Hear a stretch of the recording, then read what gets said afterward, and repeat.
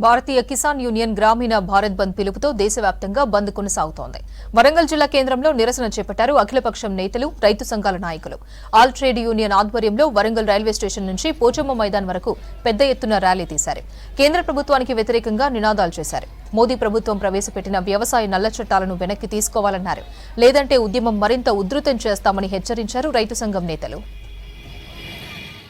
అది 4 కోడుగా మార్చి ఇలా దేశంలో ఉన్నటువంటి కార్మికుల్ని 10 గంటలు పెంచే విధంగా ప్రయత్నం చేస్తూ ఉన్నది. అది కొన్ని రాష్ట్రాల్లో అమలు చేస్తూ ఉన్నది.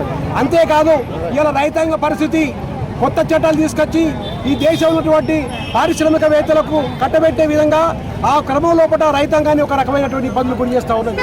మరి కార్మికులు హక్కులు సాధించుకున్న తర్వాత మరి వాటిని ఎట్లా అమలు చేయాలి, ఇక పగటిబందిగా అని చెప్పి పక్కన పెట్టేసి పెట్టుబడిదారులకు దాసోహంగా మారుతూ పెట్టుబడిదారులకు అడుగులకు మడుగులొత్తూ ఇవాళ బ్రాహ్మణ నియమాల యొక్క భావజాలం తీసుకొచ్చింది. ఇవాళ కులము మతము అనే పేరు పెట్టేసి ఇవాళ దేశంలో ఉన్నటువంటి మైనార్టీల పైన ఊచకోత కోస్తాని కోసం పెద్ద ఎత్తున మోడీ ప్రభుత్వం ప్రయత్నం చేస్తుంది.